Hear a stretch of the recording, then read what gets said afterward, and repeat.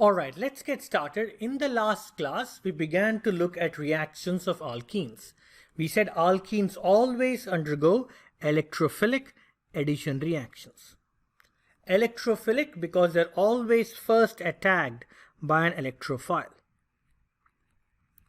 Alkenes are electron rich. They have a pi bond that is electron rich, so they behave as good nucleophiles.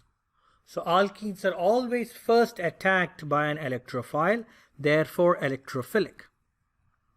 Addition reactions because you can add species across the double bonded carbons. So if you look at this overall reaction, this is an addition reaction. You have added species to the double bonded carbons. Therefore, we say alkenes undergo electrophilic addition reactions. Right. Now, if you look at these reactions we discussed in the last lecture, for both these reactions, you're starting with a symmetrical alkene. If you draw a line perpendicular to the double bond, for both these reactants, this half of the molecule is same as this half of the molecule. In other words, this carbon is attached to the same groups. This carbon is also attached to the same groups. So both these molecules are symmetrical alkenes. Now when you're dealing with symmetrical alkenes in addition reactions, it does not matter whether you add the hydrogen to this carbon or this carbon, bromine to this carbon or this carbon. You are going to get the same product because you're dealing with a symmetrical alkene. All right. So writing the product for a symmetrical alkene reaction is very straightforward. What if now you have this reaction? Let's say you want to write the product for this addition reaction. As you can see, here you're not starting off with a symmetrical alkene. If you draw a line perpendicular to the double bond, this carbon is attached to two CH3s, this carbon is attached to hydrogen. So this carbon is not equal to this carbon. So how do you decide to which carbon of the double bond you need to add the hydrogen and which carbon of the double bond you need to add the bromine? Whenever you're looking at an asymmetric alkene and you want to write the product of an addition reaction, you always have to refer to the Markovinikov rule. According to the Markovinikov rule, the X, the negative part, the halogen, is added to the more substituted double bonded carbon. The hydrogen is added to the less substituted double bonded carbon. And please keep in mind, the more substituted double bonded carbon is attached to more carbons. That's how you decide which is more substituted and which is less substituted. So if you take a look at this example, this carbon is more substituted because it's attached to two carbon-based groups. This carbon is attached to two hydrogens. This is less substituted.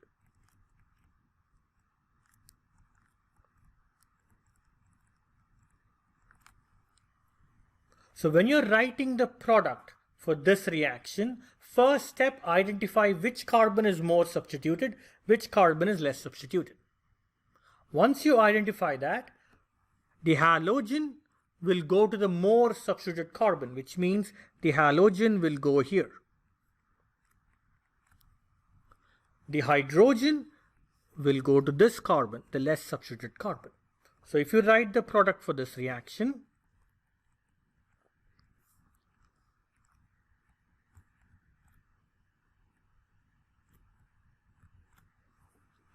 halogen to this carbon, hydrogen to this carbon. So that will be the major product in this reaction. All right. So always keep Markovinikov rule in mind when you're writing the product for an asymmetric alkene. The halogen will go to the more substituted carbon. The hydrogen will go to the less substituted carbon of the double bond. All right. So let's take a few more examples on Markovinikov's rule. Let's say you want to write the product for this reaction. First step, identify which of the double bonded carbons is more substituted, which is less substituted. This carbon has one R group attached to it. This carbon has two R groups attached to it. So this carbon is more substituted.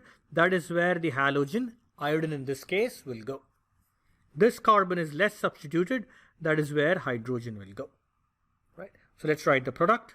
The rest of the molecule is as it is. Right? The focus of the reaction is the double bonded carbons.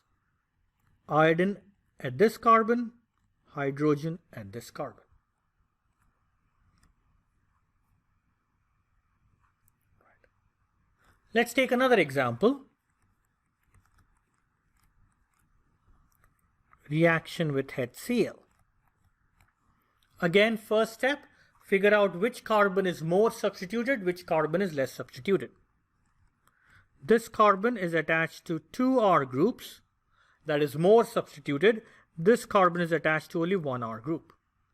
So the chlorine will go here, hydrogen will go here. Again, the rest of the molecule is as it is. That will be the major product in this reaction. Right. Let's take another example.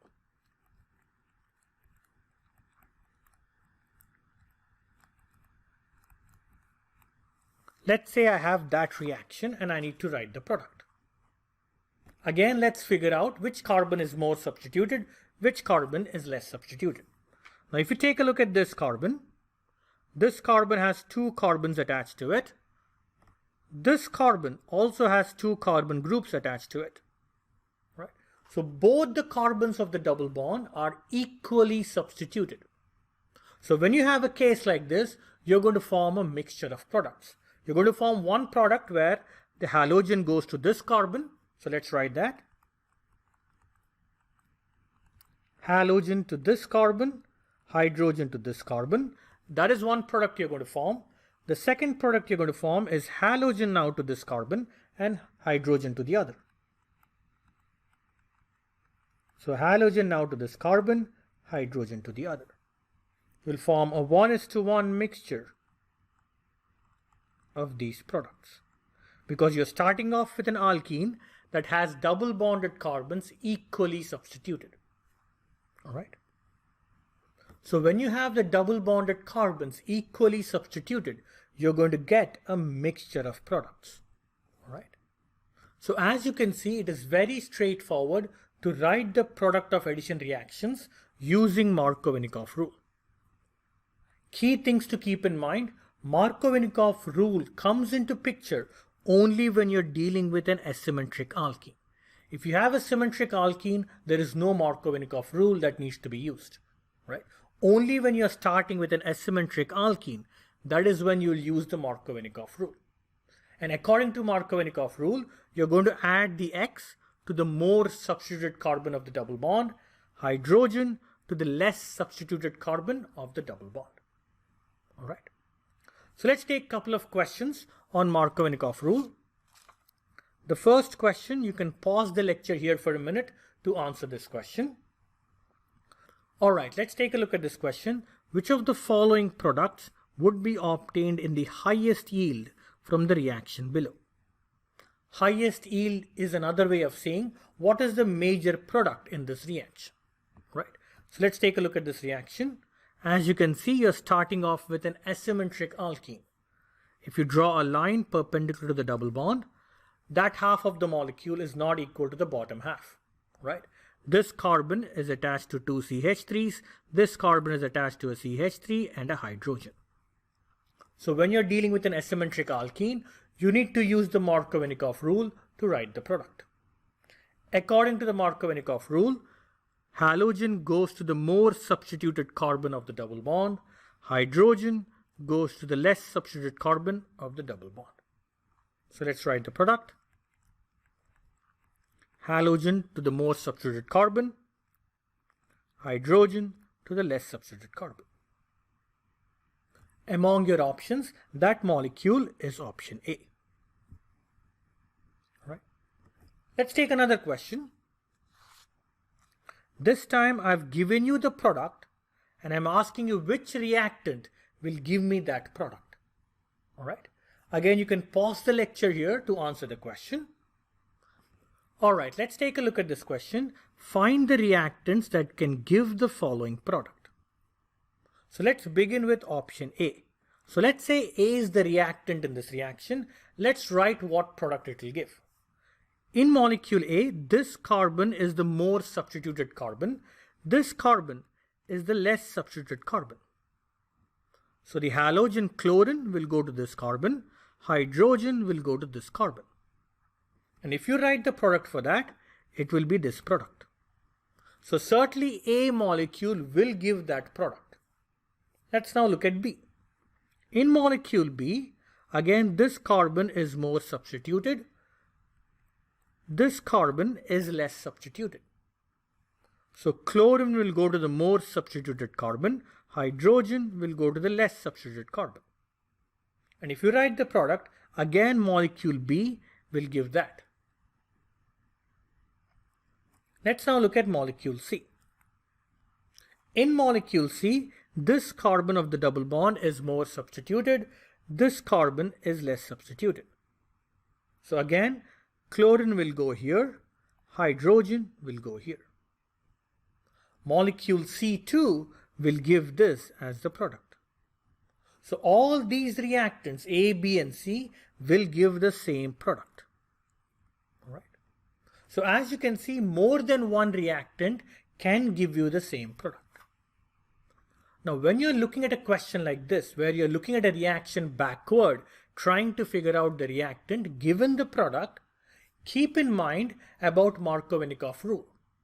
All you can say looking at the product is that this carbon where the halogen is attached is the more substituted carbon of the double bond in the reactant. That's all you can say. The double bond could be here or here or here. In all those three cases, this carbon will be the more substituted carbon of the double bond. So looking at that product, that is all the conclusion you can come to. Wherever the halogen is attached, that carbon to begin with was the more substituted carbon of the double bond, because that is where the halogen goes according to the Markovinikov rule. So Markovinikov rule is not telling you the exact location where the double bond is looking at the product. All it's telling you is wherever the halogen is attached, that carbon was the more substituted carbon of the double bond. All right. So the answer to this question is all the above. Now let's ask the question, what is the reason behind Markovinikov rule being followed? Let's go back to this reaction as an example. Let's say you are reacting this alkene with HBr. HBr splits up into H plus and Br minus. So let's now write all the possible paths given these two molecules as the reactants. In the last lecture, we learned the mechanism for electrophilic addition reactions. The first step is the pi bond is attacked by the electrophile. The electrophile here is the H plus. The pi bond is behaving as the nucleophile. So the first step is the pi bond being attacked by the electrophile. Now the H plus can go here or here. Let's write both the possible paths. Let's say the H plus goes here first. So the pi bond electrons are forming a bond with the H plus. Let me change the color.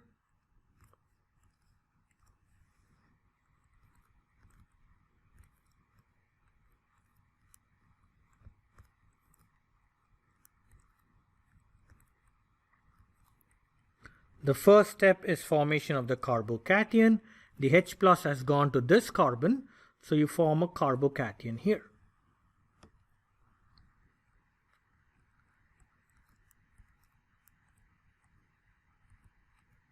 The carbocation is the reaction intermediate in this reaction. The second step is that positive charge reacting with Br minus.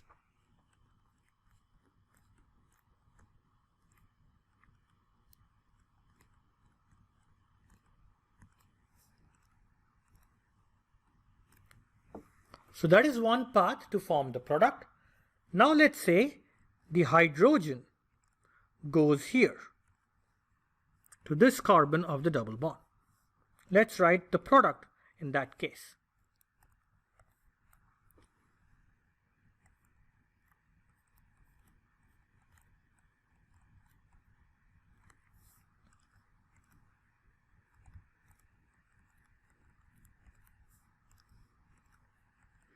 Again, the intermediate is always a carbocation. And if this carbocation reacts with the Br minus, the product you will get is this.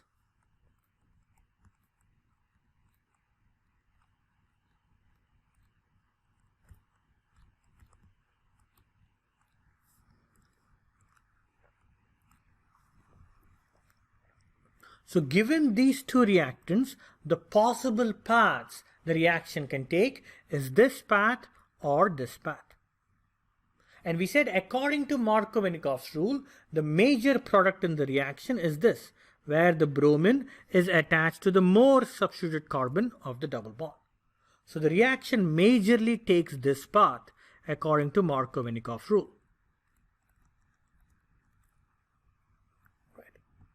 So why does the reaction go majorly in this direction and not in this direction? The reason comes down to the stability of the intermediate and the speed of the reaction. So let's compare the carbocations that are formed as intermediates in both the paths. If you take a look at this carbocation is a tertiary carbocation. The reason it is tertiary is because this carbon bearing the positive charge is attached to 3 carbons. Therefore, it's a tertiary carbocation.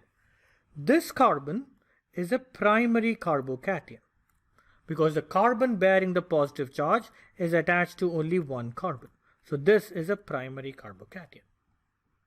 And if you look at the stability of tertiary and primary carbocation, a tertiary carbocation is more stable than a primary carbocation. We'll see later why that is the case, right? But for now, what you want to know is tertiary carbocation is more stable than the primary carbocation. And that is the reason the reaction takes this path, because it goes through a more stable intermediate, right? And the reaction does not take this path because this intermediate is less stable. And this will become more clear to you once I show you the reaction coordinate diagram. So let's fill up this reaction coordinate diagram with both the paths from the previous slide. Always in a reaction coordinate diagram, energy is on the y-axis, the progress of the reaction is on the x-axis. The reactants in the reaction are this alkene and HBr. Let's write the products in the reactions. You can have the bromine attached here, or you can have the bromine attached here. Those are the two possible products for the paths. So let's now fill in the intermediates in this graph. We said a tertiary carbocation is more stable than a primary carbocation. More stable a species, lower the energy. So among these two lines, this line is lower in energy, therefore that is the tertiary carbocation.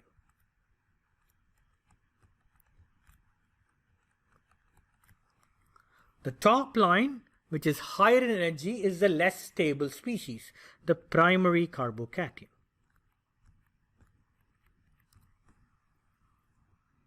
Let's now draw the hills.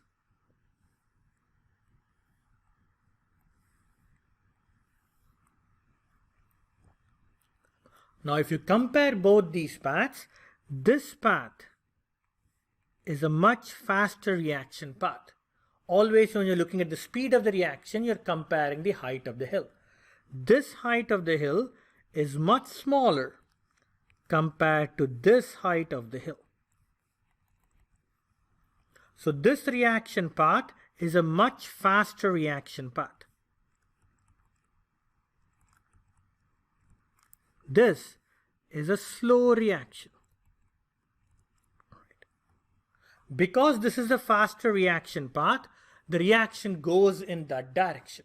So when you mix these two reactants, the reaction goes in that direction because that's the faster reaction path. And that is why you get this as the major product. And this is your Markovinikov product.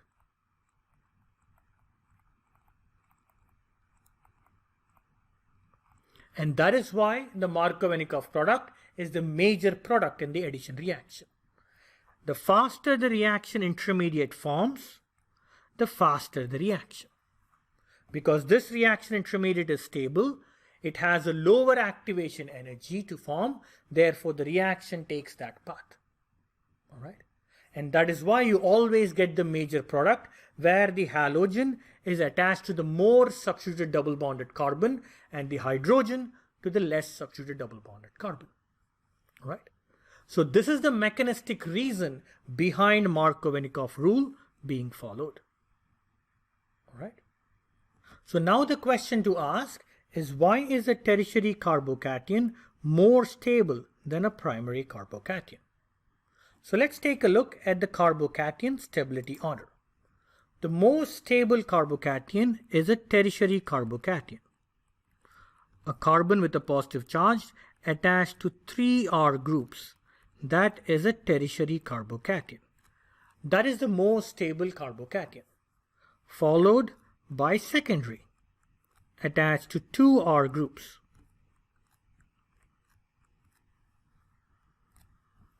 A secondary carbocation is much more stable than a primary carbocation or a methyl carbocation.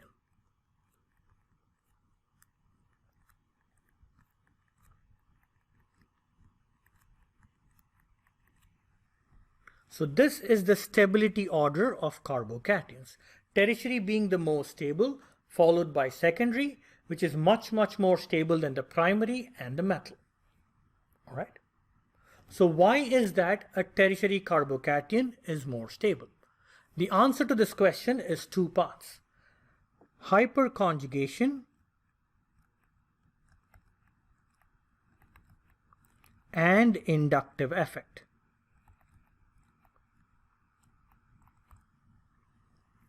We have already seen in the previous class what is hyperconjugation. It's a stabilizing interaction between a p orbital and adjacent sigma bond. So let me show you that again for the carbocation. So let's first look at the structure of a carbocation. A carbocation is sp2 hybridized. That carbon bearing the positive charge is sp2 hybridized. And you can get to that answer using the formula sp n to the power minus 1. So if you take a look at this carbon that's bearing the positive charge, 3 things are attached to it. Therefore n equals 3. If you put that in the formula, you get the carbocation as sp2 hybridized. So the geometry around that carbon is trigonal planar with a bond angle of 120 degrees. And please remember, as we discussed in chapter 2, a carbocation is nothing but a carbon having a vacant p orbital as shown here.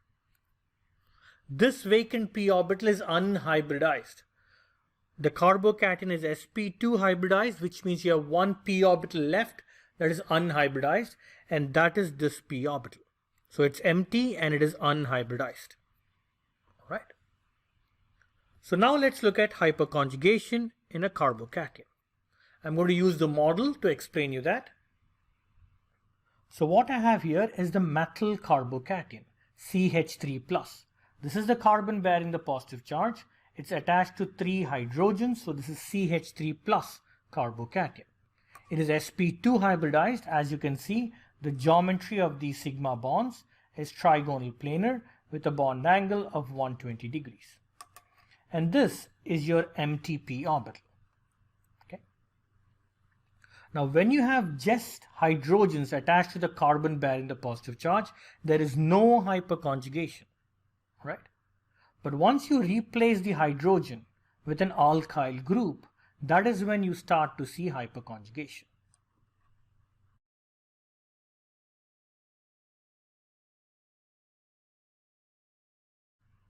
So I've replaced one of the hydrogen with CH3 group, the alkyl group. You can use any alkyl group, you will get the same answer. I'm just using CH3. Now as you can see, the moment I put an alkyl group, there is this sigma bond that is parallel to this empty p orbital. And these two start to interact, which is your stabilizing hyperconjugation interaction. When there is only hydrogen, there is no hyperconjugation because there's nothing parallel to this p orbital. Only when you start attaching alkyl groups, you start to see hyperconjugation because of this bond being parallel to the p orbital. So each alkyl group attached to the carbon bearing the positive charge provides 3 stabilizing hyperconjugation interactions. 1, 2, and then 3. Right? So each alkyl group provides 3. If you have a tertiary carbocation, you have 3 alkyl groups attached to the carbon. So you get overall 9 stabilizing hyperconjugation interactions, which is why the tertiary carbocation is the most stable. The least stable would be the methyl. If you take a look at the methyl carbocation, there is no hyperconjugation here. That's why this is the least stable carbocation. All right. So let's get back to the slides. So to summarize hyperconjugation, it is a stabilizing interaction between the vacant p orbital of the carbocation and the adjacent sigma bond. And each alkyl group provides 3 stabilizing hyperconjugation interactions. So for a tertiary carbocation, which has 3 alkyl groups attached, overall you have 9 stabilizing interactions.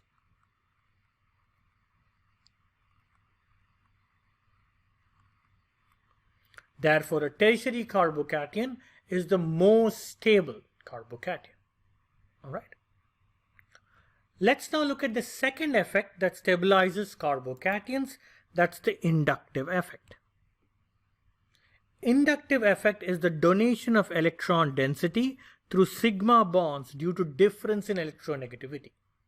Alkyl groups or R groups are electron donating groups, and that's how they stabilize the carbocation. Anything that is electron donating through inductive effect is called a plus I group. So alkyl groups are plus I groups. Let's take the example of a tertiary carbocation. In a tertiary carbocation, the carbon bearing the positive charge is attached to 3 other carbons. I have shown you those 3 carbons here as CH3. You can use any alkyl groups, you'll get the same answer. All right. Now the best way to stabilize a carbocation is to attach electron donating groups to that carbon. A carbocation is electron deficient, so if you have electron donating groups attached to that carbon, it stabilizes the carbocation. So more the electron donating groups, more is the stability of the carbocation. In a tertiary carbocation, you have 3 electron donating groups. Alkyl groups are electron donating. So you have 3 groups pumping in electrons through that sigma bond, thereby stabilizing that carbocation. Right? Therefore, a tertiary carbocation is more stable because it has 3 donating groups. After tertiary carbocation, the secondary carbocation is stable because it has 2 donating groups. Then primary. The least stable is the methyl carbocation because there are no alkyl donating groups. Right? So please note the difference between inductive effect and hyperconjugation. Hyperconjugation is a stabilizing interaction between the vacant p orbital and the adjacent sigma bond of the alkyl group. So this interaction is hyperconjugation. Inductive effect is electron donation through this sigma bond. The sigma bond between the alkyl group carbon and the carbon bearing positive charge of the carbocation. Through this sigma bond electron donation is inductive effect. This interaction is hyperconjugation. So please note that difference. Right? So the stability of a carbocation can be explained by a combination of hyperconjugation and inductive effect. And the order of stability is tertiary carbocation is the most stable, followed by secondary carbocation, which is much more stable than a primary and a methyl carbocation. All right. So here is a question for you on carbocation stability. You can pause the lecture here to answer this question. All right, let's take a look at this question. Rank the following carbocations in order of increasing stability. So let's first label the carbocations. If you take a look at carbocation A, the carbon bearing the positive charge is attached to 3 carbons, so it's a tertiary carbocation. Structure B, the carbon bearing positive charge is attached to 2 other carbons, so it's a secondary carbocation. Let's look at structure D. The carbon bearing the positive charge is attached to only 1 other carbon, therefore it's a primary carbocation. You're looking for increasing stability, so the least stable is the primary carbocation D, followed by the secondary B. The most stable is the tertiary carbocation A. So the answer to this question is option D. Right. So as you can see, it's very straightforward to answer questions on carbocation stability. Let's now take a look at another electrophilic addition reaction to an alkene. And this time we are looking at addition of water to an alkene. So whenever you're adding water to an alkene, essentially what you're doing is adding H and OH to the double bonded carbons. And this addition is going to follow the Markovinikov rule, meaning hydrogen will go to the less substituted carbon of the double bond and OH will go to the more substituted carbon of the double bond. All right. Let's take an example. Let's say I have this alkene. The reagents to add water to alkenes are strong acid in combination with water. Now sometimes you'll see both the acid and water written on the arrow. Sometimes you'll just see H3O+. Whether you see this set of reagents or this reagent, it means the same thing. Because when you add strong acid and water, essentially what you have is H3O+. So whether I give you this set of reagents or this reagent H3O+, the reaction you're looking at is the same. The product you're going to get is exactly the same.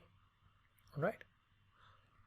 Now if you take a look at the alkene, this alkene is not symmetric. As you can see, this carbon is attached to different groups compared to this carbon. All right. Therefore, we're going to use the Markovinikov rule. According to Markovinikov rule, hydrogen goes to the carbon that is less substituted. So hydrogen will go here and OH will go to the carbon that is more substituted. So that would be the major product in this reaction. So let's now look at the mechanism for this reaction. Let's first write the structure of the alkene. This is the alkene you're looking at. And for the sake of simplicity of the mechanism, you can write H3O+ as a combination of H+ and water. That's H3O+. H+ and water is nothing but H3O+. Right? Alkene is going to behave as the nucleophile. H+ is the electrophile. Now, as we have learned, the first step of any electrophilic addition reaction is attack of the pi bond by the electrophile. The pi bond is the nucleophile. It is attacked by the electrophile H+. And we know according to Markovinikov rule, this is where the hydrogen is going to go, the less substituted carbon of the double bond. Right? So let's write the product. Let me show the proton with a different color. That's where it has gone. The hydrogen there to begin with is there as it is. Now as a result of that reaction, you have this carbon bearing the positive charge. Always keep in mind the first step is the formation of the carbocation. So that is the carbocation you have formed in this reaction. The second step of the reaction is the carbocation reacting with a nucleophile. The only nucleophile floating around is water. Water is a neutral nucleophile. It's electron rich because the oxygen has lone pairs that can be donated. So that is the nucleophile in the second step. This is the electrophile in the second step. Draw the arrow from the nucleophile to the electrophile. Let's write the product.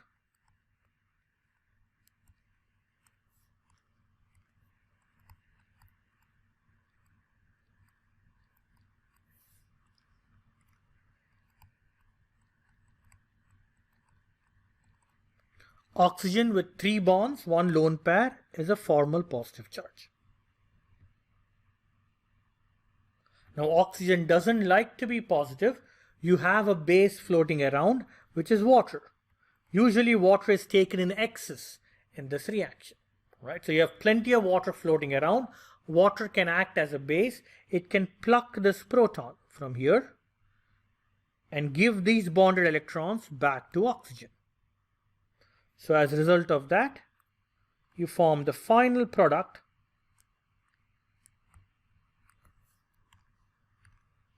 which has OH at this carbon and hydrogen to the bottom carbon. So you have successfully added OH and H across the double bonded carbon. So this is the mechanism for the electrophilic addition of water to an alkene. As you can see, it's exactly same as adding HX to an alkene. First step, formation of carbocation. Second step, the electrophile carbocation reacting with the nucleophile. In that case, the nucleophile was X minus. The only difference here, the nucleophile is water. Right. So in this reaction, the end product would be alcohols. ROH is alcohol. You are putting an OH on a molecule, so you have formed an alcohol. All right. And as we have learned, in an electrophilic addition reaction, the first step is the rate determining step. Okay. That has the highest height of the L. All right. So let's write few more examples of addition of water to alkenes.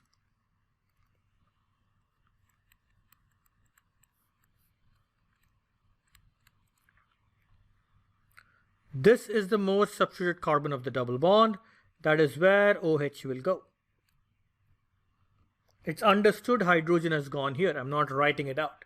It was CH to begin with. It became a CH2. All right.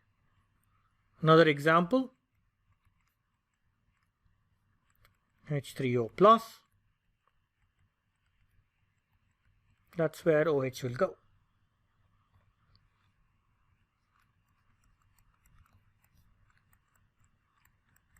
This is the most substituted carbon of the double bond. That's where OH will go. Right. So exactly how you have written products with HX addition, the same way you're going to write it with water addition. Right? But please keep in mind whether I write H3O plus on the arrow or some strong acid and water combination, it is the same reagent. You're going to write these exact same products. All right? Now in the last part of this chapter, we are going to take a look for evidence to support electrophilic addition reaction. Throughout this chapter we said, whenever you have an electrophilic addition reaction, the first step is the formation of carbocation. Now do we have any experimental evidence to support that the first step is the formation of this intermediate carbocation? And that is what we're going to take a look now. All right. And the example we are going to use is this example. So what I have here is an alkene reacting with HBr. So this reaction has been performed in the lab and it gives two products, A and B. It gives product A in 20%. It gives product B in 80%. Meaning if I start with 100 molecules of this, I get 80 molecules this and 20 molecules this. And the question now is, can you explain the formation of these two products? Right.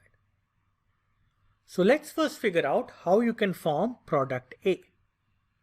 Now as you can see, product A is formed just by straightforward Markovinikov addition.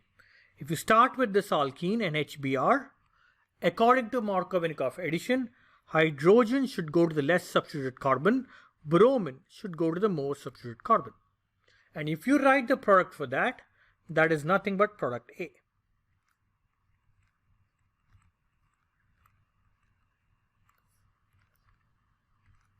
Hydrogen to the less substituted carbon, bromine to the more substituted carbon, and this hydrogen is there as it is.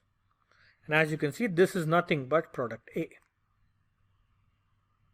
So product A is a straightforward Markovinikov addition product. Let's now look at how we can explain the formation of product B. Right.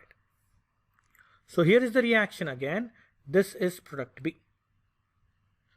So let's begin by writing the mechanism for this reaction.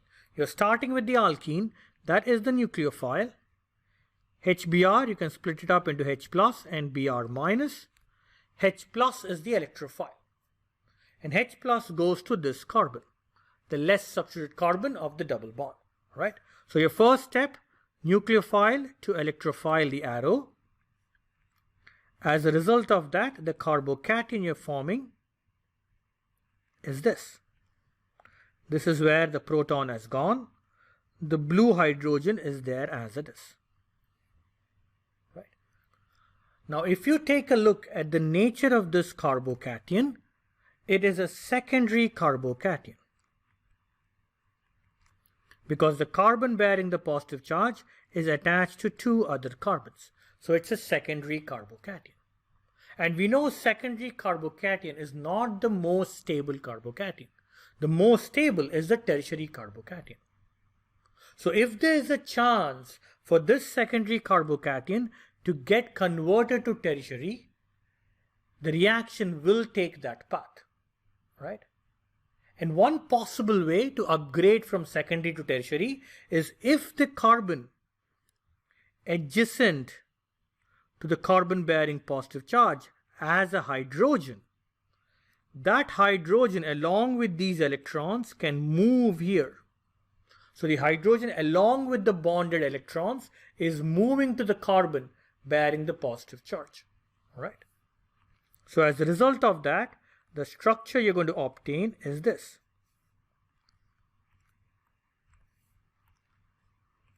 The hydrogen with the electrons has moved here. The positive charge is now here.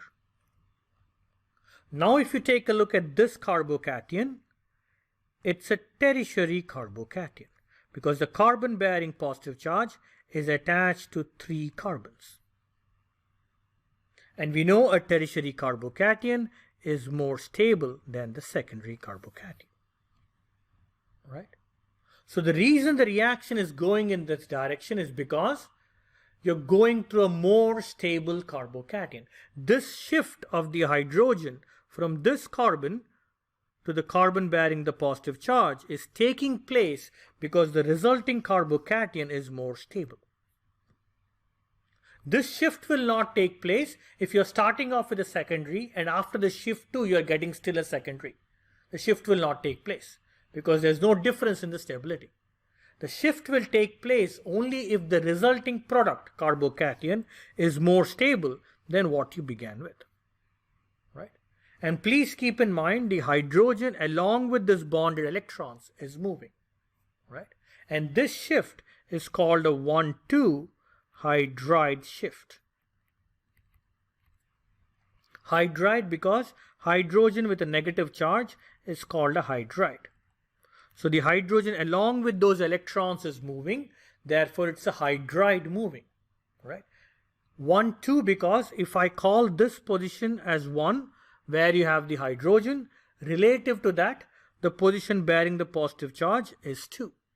So 1,2 hydride shift. And please keep in mind this will happen only if it satisfies 2 conditions. 1, if the hydrogen is sitting adjacent to the carbon bearing the positive charge. If the hydrogen is somewhere far along the chain, it is too far away to move. It can't move.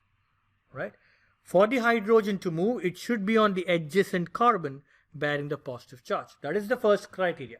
The second criteria is the resulting carbocation should be more stable than what you began with. Only then it will move. All right. So this is the carbocation you have after the hydride shift. Now to this, if Br minus reacts, the product you will obtain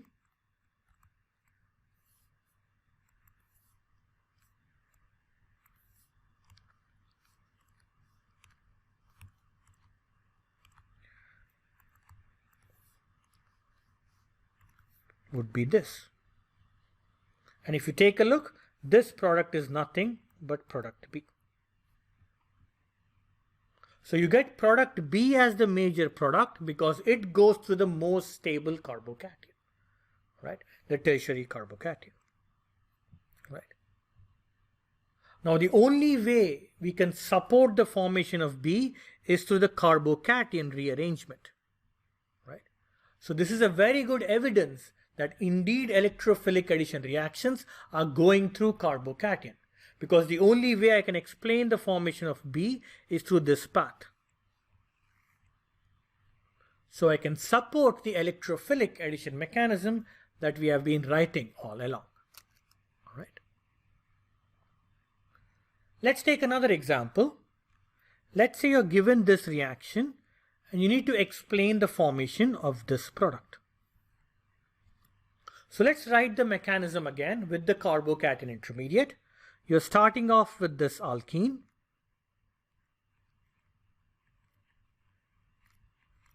And you're reacting with H3O+.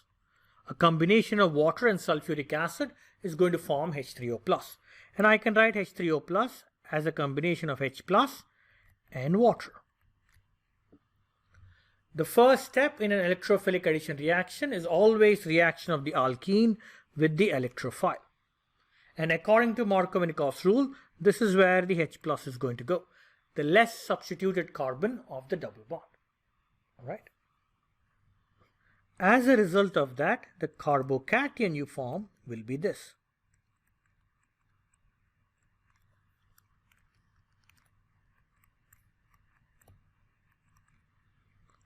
Now, if you take a look at the nature of this carbocation, the carbon-bearing positive charge is attached to two other carbons, so this is a secondary carbocation.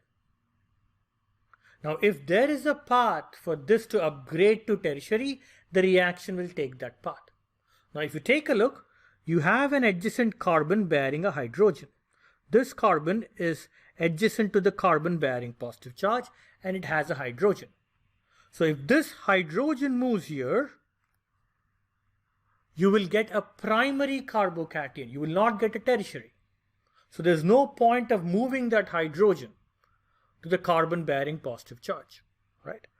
So what is going to happen in this case is the CH3 attached to the adjacent carbon is going to move to the carbon bearing the positive charge. The CH3 along with the electrons in this bond is going to move, right? As a result of that, this will be the carbocation you get.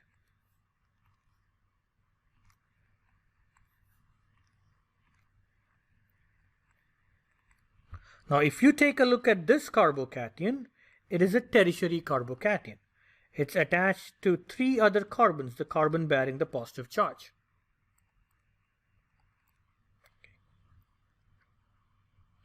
Now, if this reacts with water, the OH will go here, where you have the positive charge.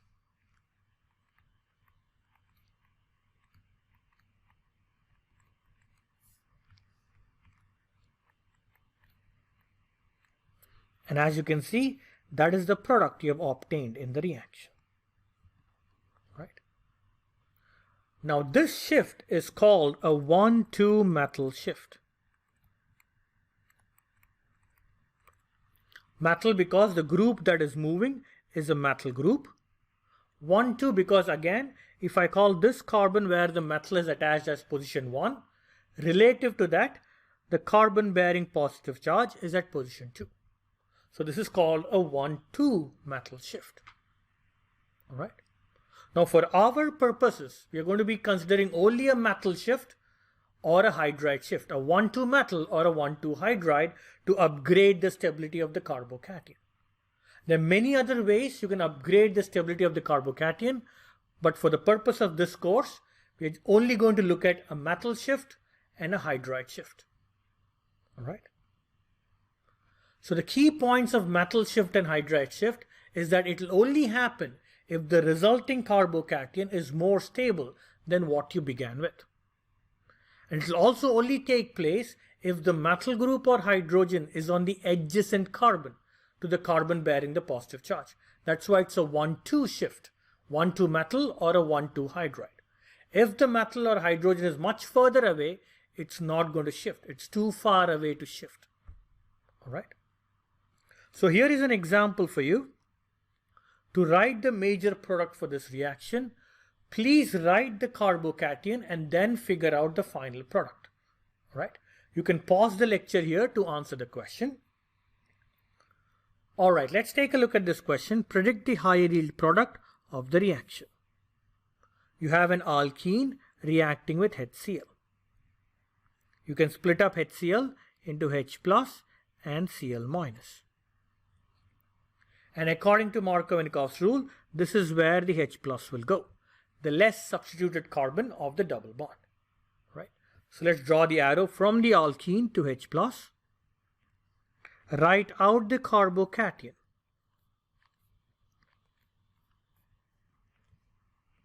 So that's where the H plus has gone.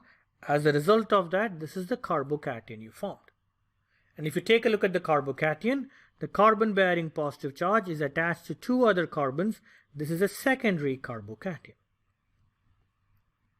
Now let's see if there's a path for this secondary to become a tertiary carbocation.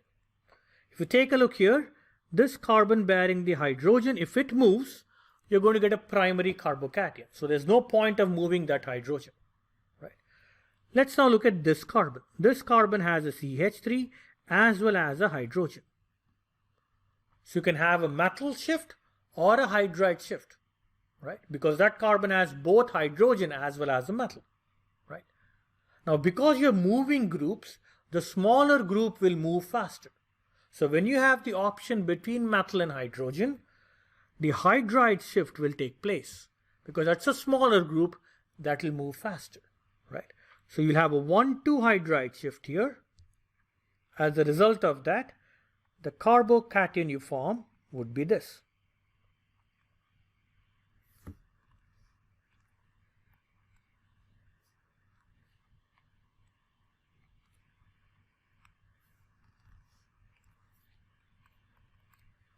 Now, if you take a look, this carbocation is a tertiary carbocation. The carbon bearing positive charge is attached to three other carbons. Okay. And that is why the shift will take place, because the resulting carbocation is more stable than what you began with. All right. Now, if you react this with Cl minus, the final product of the reaction would be this.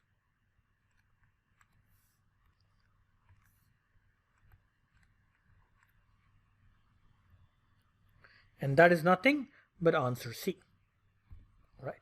So anytime you're asked to write the product of an electrophilic addition reaction of an alkene with HX or water, acidified water H3O+, please write out the carbocation. Take a look if there's a chance to upgrade the stability of the carbocation. If there is, the resulting product from that stable carbocation will be your major product. So don't blindly follow Markovinikov's rule and put the chlorine here. Right? Write out the carbocation and figure out the final product. All right. That finishes chapter 7. Now throughout chapter 7, we have studied the structure of alkenes and its reactions. So obviously let's ask the question now, why do we care about alkenes? Why are we studying the structure and reactivity of alkenes?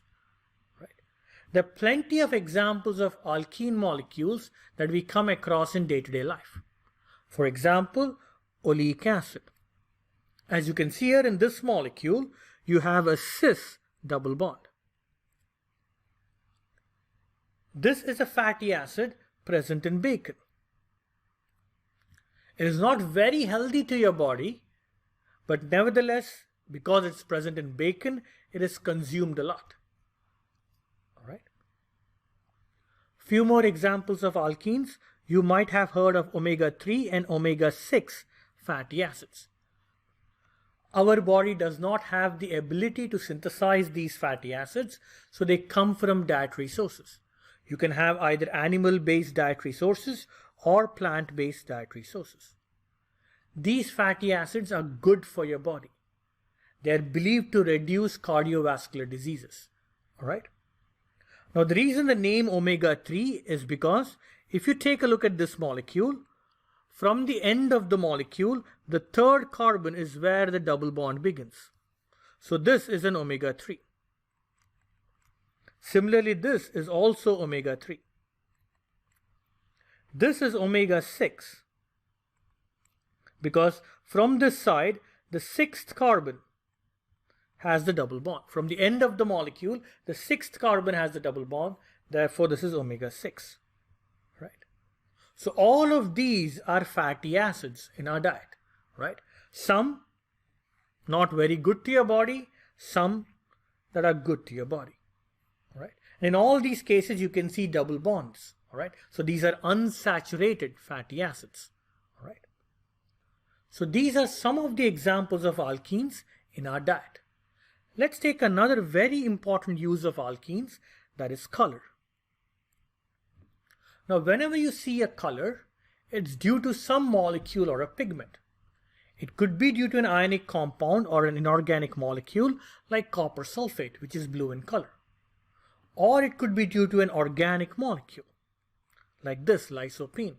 This is the pigment responsible for the color of tomatoes.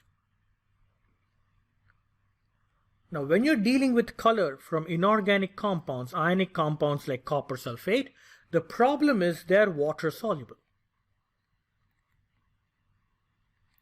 So the moment that color comes into contact with water, it dissolves. Right? On the other hand, you can have organic pigments that are not water soluble. So most of your clothing dyes and colors you see that are not water soluble are organic pigments. Now, if you take a look at this molecule, you can see that there are many double bonds, and more importantly, you have alternate double bonds. A double bond, a single bond, a double bond, a single bond, and so on. So very often, if you see an organic molecule that is colored, you will have an extended chain of alternate double bonds and single bonds, because that allows the molecule to absorb light in the visible region of the electromagnetic spectrum. Right? So anytime you're asked to come up with a molecule that is colored, an organic molecule that's colored, you want to have a molecule that has a long chain of alternate single bonds and double bonds. Right? And the reason for that, you will see in the next semester when you take Chem 262. Right? But colored organic molecules will always have a long chain of alternate single bonds and double bonds to absorb light in the visible region. Right? So the definition of color in organic chemistry comes from alternate single bonds and double bonds. Right? Another very important example, retinal, the pigment in our eye that is responsible for us to visualize color. So this molecule, as you can see, again has alternate double bonds and single bonds. All right. So as you can see, alkenes are a very important class of molecules. I have just shown you few uses of alkenes in color and diet, but there are many more important applications of alkenes. All right. So we'll end today's lecture here. Please let me know if you have any questions regarding today's lecture. Have a good rest of the day.